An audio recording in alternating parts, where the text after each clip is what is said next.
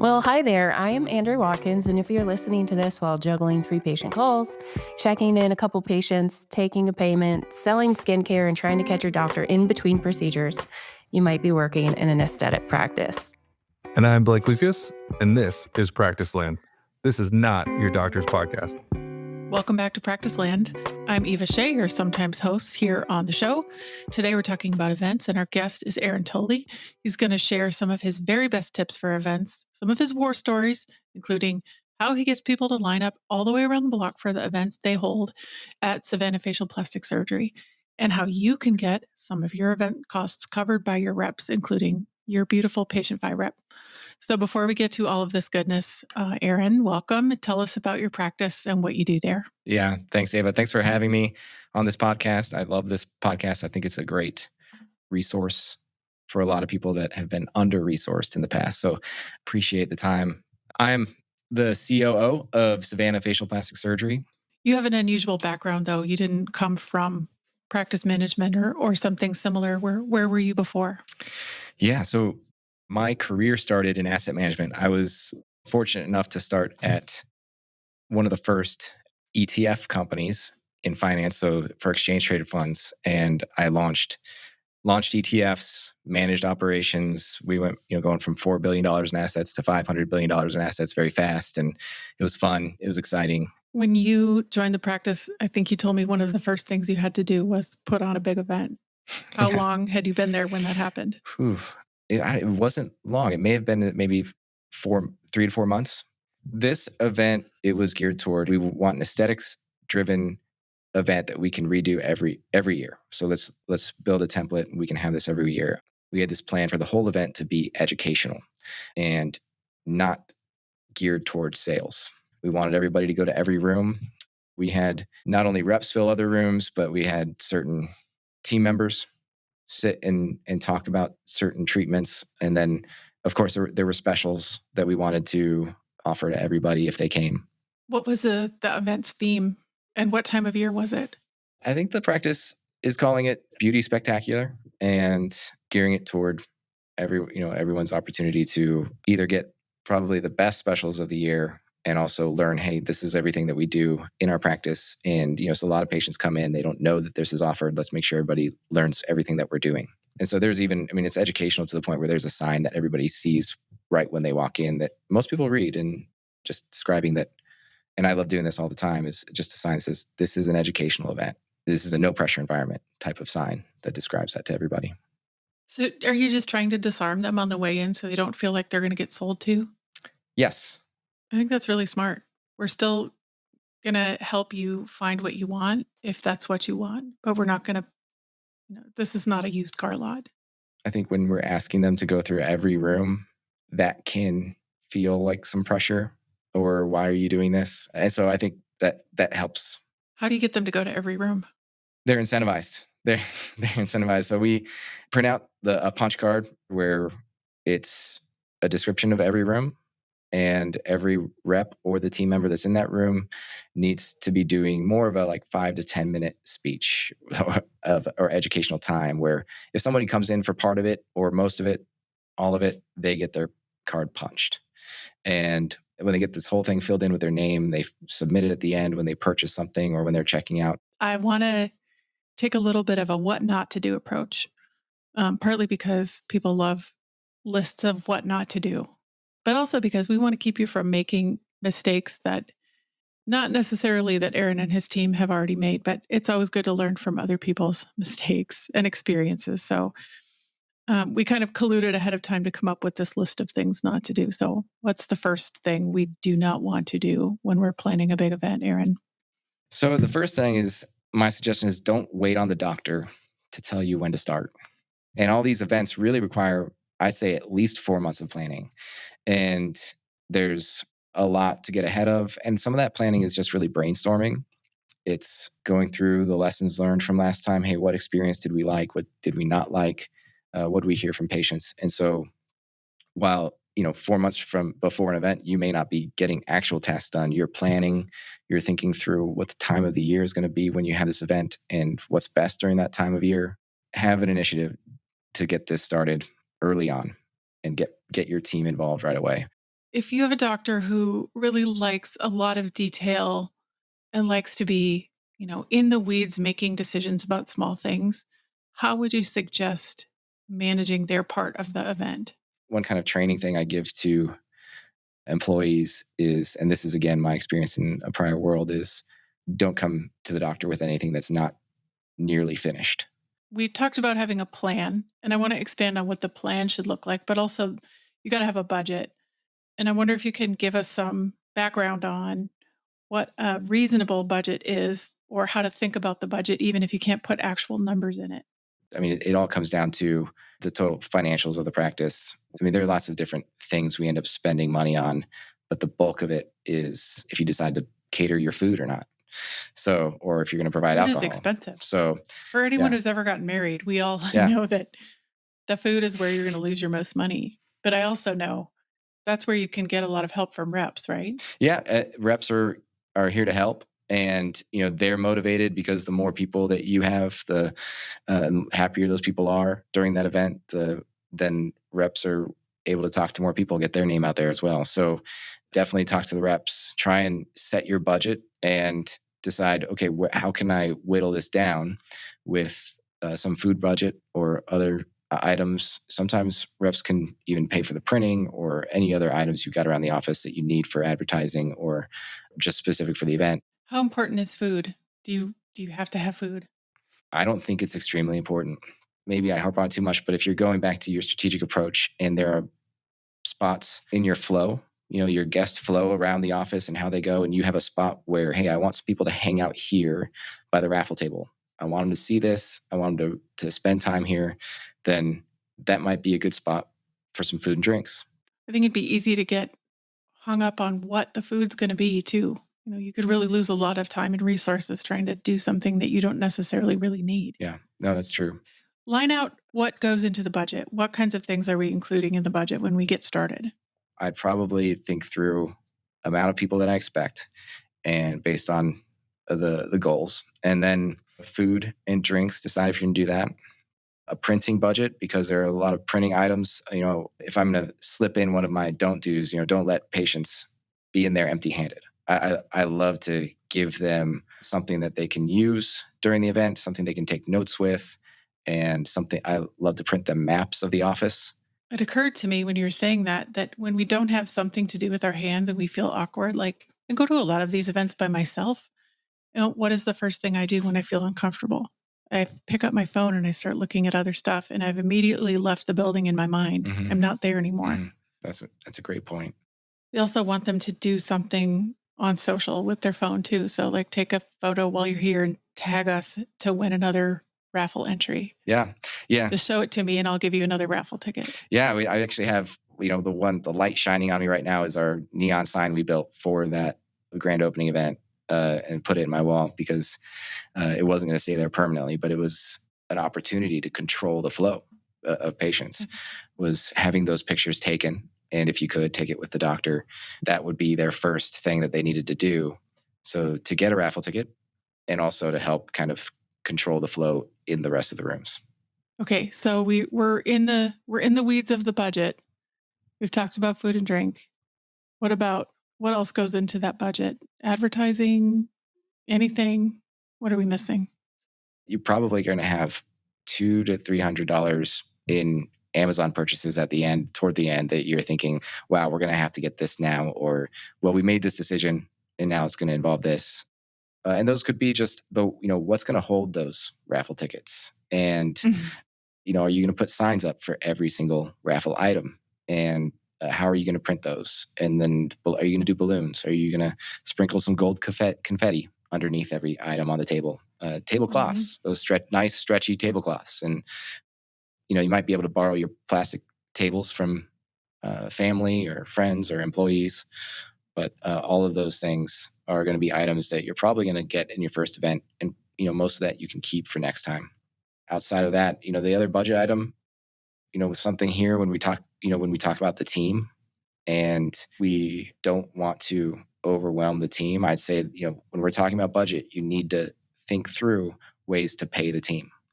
And it's not a great experience to consistently ask your team to be here once a year, through the evening and spend that time, be excited about this event and not have some type of compensation for it. What's the difference between the patient spending behavior in the fall versus the spring? In my mind, in the spring, you're having patients who are, or guests who are really already planning their spring break, already planning their summer vacations, and know what their plans are. And so I think after a New Year's where you're trying to figure out, you're either trying to lose weight or you're trying to figure out your budget, your personal budget, you're a little more conscious, I think. And then as you get into the fall, I think you have guests who are before the holidays thinking about gifts, thinking about, what they can maybe get before all of this gift purchasing happens and in the holidays. So I think mindsets are different. Yeah, for sure. I'd throw in that's one of the big mistakes that in one practice where I've worked for a very long time, and I'm not taking the blame for this. I just send out the emails. Historically, we moved the winter event from the middle of December, like the second week of December, to the second week of November, both to get more people to show up, but also because by the second week of December, they were already tired of spending money. Mhm. And so they weren't really spending a lot on themselves at that point. And I think we doubled the revenue by moving it up a month. That's big. I mean, it's timing is a Yeah. big decision. Okay. Talk to me about the flow. So we started this conversation with the tease that you've been able to line people up around the block. What are you doing? When we have them lined up, we have the gifts already there. They know that the first 25 are getting these amazing gifts, and I think and they're really valuable gifts. And that is just a good opportunity to control the flow in the office because you've got to line them up. I make sure to have number cards for everyone because you're going to have a race to that door to line up, and I don't want anybody saving spots for anybody once they line up and they've got their 1 through 25, their 26 through 50. Then they're coming in and I'm handing them at the door as they walk in their gift. It kind of lets things slow down a little bit. So then there's a controlled flow when you're letting in the first 25. Then you're letting in the next 25 and you're just watching. After that, I think it just happens naturally because the best thing to help with flow at checkout is to check them in right at the line and get them in your systems. So if you haven't already from the RSVP gotten them in your system, get them in now. Go back a step and tell me, if you can, what are the gifts that you're giving them? Yeah, I mean, this is another opportunity to have conversations with your reps about what they're offering. But there's also a cost to the practice here. I sometimes I want to step up the value. I've had $500 gift bags, and then the next set is lower at maybe $250 to $300 valued gift bags, and you don't want to give them, just that sample size product. You want to give them that full size product. This is something they're going to talk about when they go home, and then next year they're going to come back and say, I want that one. I mean, people are going to be shocked that there's a line, but next year they're going to be there early. So there's people lined up out the door. You're out there being the boss, giving them their number, giving them, what else are you giving them? Anything? Are you telling them Yeah. what's going to happen when they get in? Well, for us, I mean, I like to give them opportunities to earn raffle tickets before they come in. So if they have done some of those things, if they have tagged and followed us or things like that, so we can have that documented before they come in, and then I've got their name and we can hand them a raffle ticket.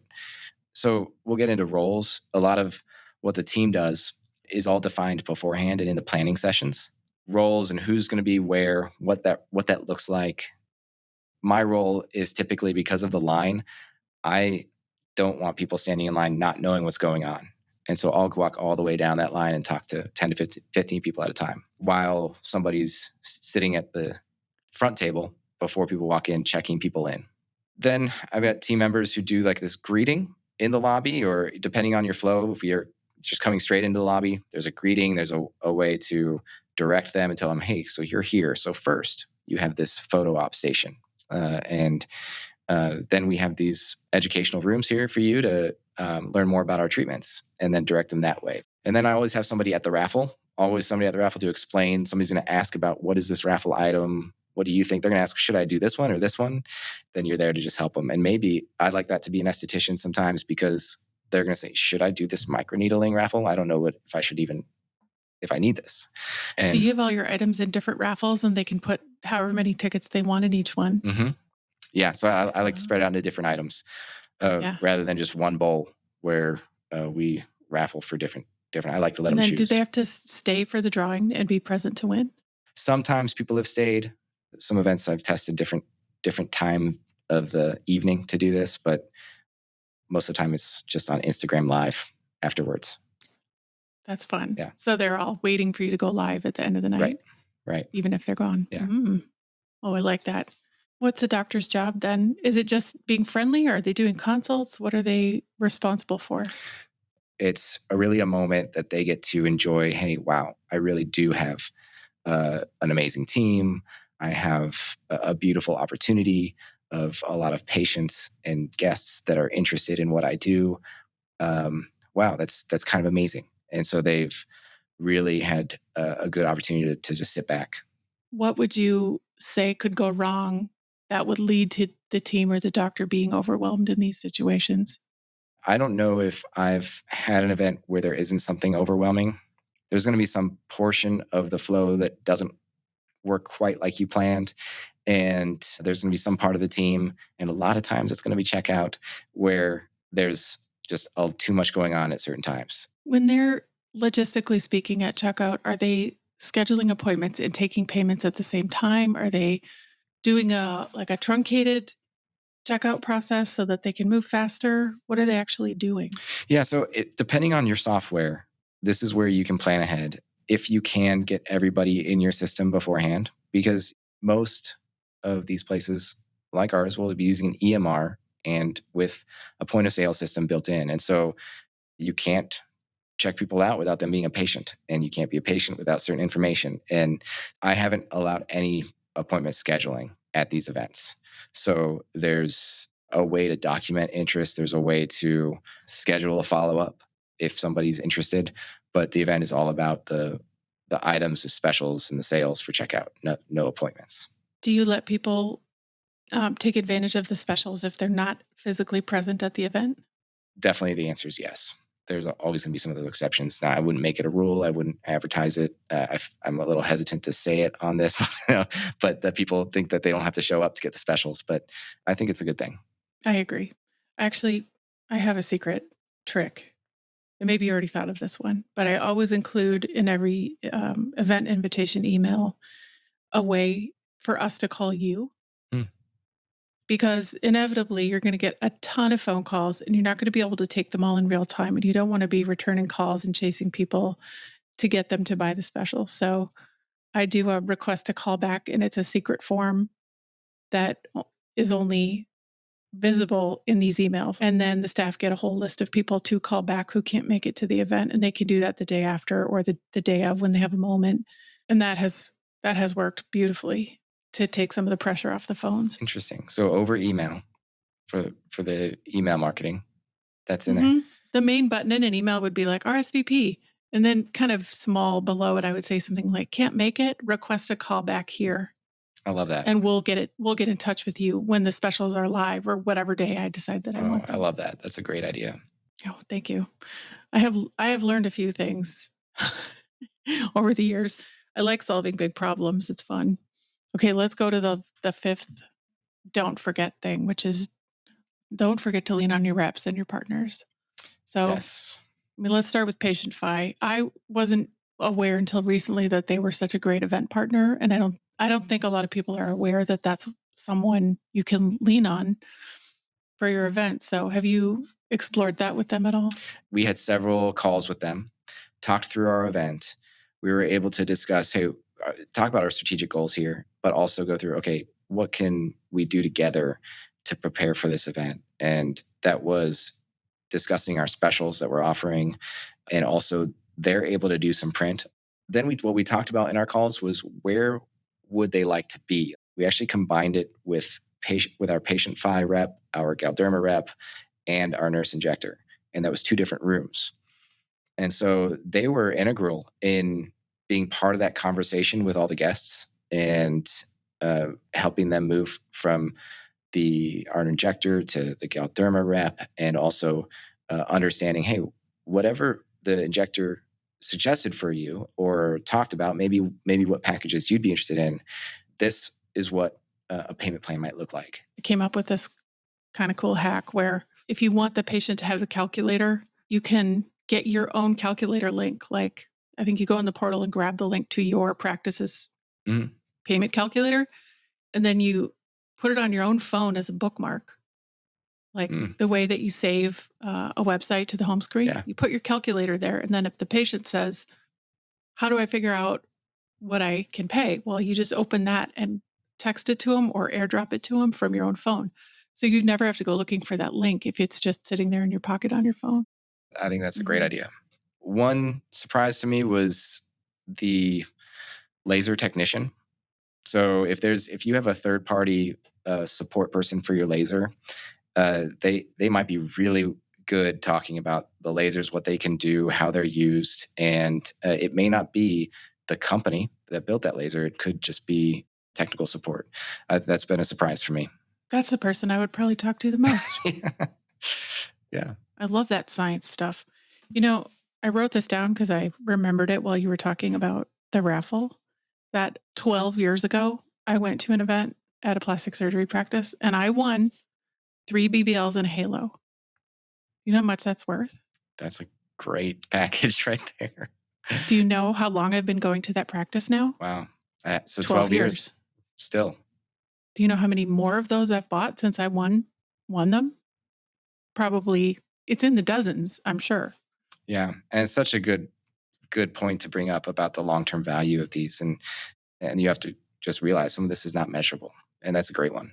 That day that I won the BBL Halo package, I think they probably had 15 and they had them all on one big table. And you had to walk around and you kind of had to lean in and read what each one was. And so, it really doubled as education too. They had probably too many, but I don't think it mattered.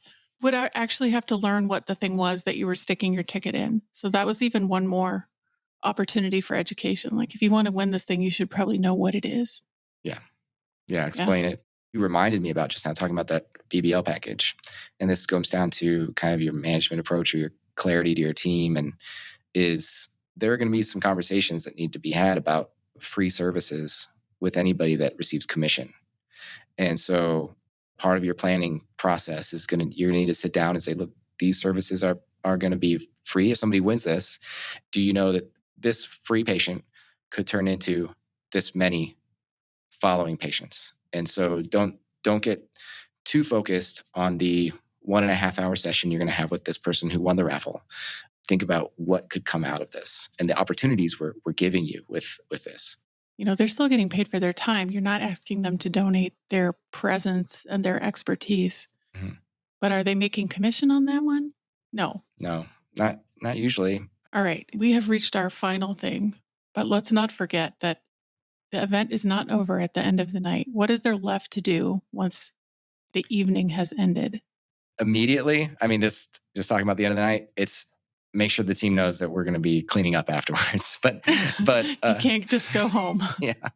Yeah. But afterwards, this is where, hey, you do get to relax at that moment. This was a huge success. I think whether you had some stressful moments or not, or whether something went well or not, bask in that for a moment. But then you've got lessons learned, and there's a time where you need to get feedback so that people don't forget what happened. They were in different parts of the office during different times, and you can gather that feedback through a survey. Set up a survey beforehand so that you've got it ready to send to the team, and they can fill it out and survey patients. I think it's a great opportunity to get guest feedback as well, and make that next event better. Then after that, you're going to be going through the numbers. Pull up the numbers, look at how many people you had show up, and then look through the revenue from that night. And then sometimes what you're going to do is you may offer some of those specials and say, hey, this was a great event and everybody loved it. And, there were some people that didn't have an opportunity. That did have somebody come up to me, 2 or 3 weeks later and say, I stood in line for so long. And then you offered the specials the next day. And so there's some lessons learned there too. Is there anything we missed? What else do we need to not forget about doing events well? I think what you don't want to forget is that the secret to a great event is your team. And so when you start planning and you get them involved, don't put all the weight on yourself. Let your team get in on this and get excited about it. It's really amazing at the end. I mean, as you get toward that event, you're in the last week and they just start to come up with things that need to happen before you even thought of them. They're getting things ordered. People love to get ready for this and they love to be involved. And whether I've done, X many events or not, it's really the team that's the secret here. Thank you, Aaron. Do you know about She Did What? Did we talk about this? Yes. Yeah. All right. Yeah. Okay. So on this podcast, we always end with a story about something somebody did, whether crazy, off the rails, surprising, wonderful. It could be anything. So did you have a story for us in the She Did What category? I do. Yes. I was looking forward to this very much because it's actually, the first thing I thought of was event related. And there was this one event where this woman who we had not seen before, not a patient as well. And so that they lined up and got the gift, really excited and very kind of talkative in the beginning. And, I'd be out there, make sure I'd say, how'd you hear about us? How'd you hear the event? And so I was kind of excited about this person being at this event. She looked ready. And throughout the event, we're always kind of like wondering, where is she? And the team's kind of wondering where she is. She's kind of popped in the bathroom and then out. We had separated one section of our office that had a hallway that went a different direction. It wasn't going to be good for flow to have anybody go that way. So we decided this is where we're going to have the catering and all the food. It's going to come out of there in this one room. And she had found a seat in that room and was just eating. And she was just eating our food and didn't purchase a thing, ended up not going through any of the rooms and somehow dodged us throughout the event. And the caterers didn't say anything. So weird. Yeah. And so since then, I've gotten security. And this was actually a benefit of, the doctor always knows the patients and what they do. And at this time, the doctor was like, hey, we've got a patient who's an officer, and just asked if she'd be willing to park outside and walk around. Genius. Yeah. I have one more tip to add because we've talked about the line a few times, but I just want to say it because I learned it at church and I come back to it all the time. Our church does a lot of fun kid events and they bring the snow cone truck to church a couple times a year. Mhm. Well, it's Austin and it's hot and the snow cone line is long. And so our church has 3 different buildings and in each building there's a umbrella stand with like 10 or 12 umbrellas in each one. And so when the kids are all standing in the snow cone line, somebody goes and gets the umbrellas and brings them out and holds them over the kids so they don't have Yeah. to stand in the sun.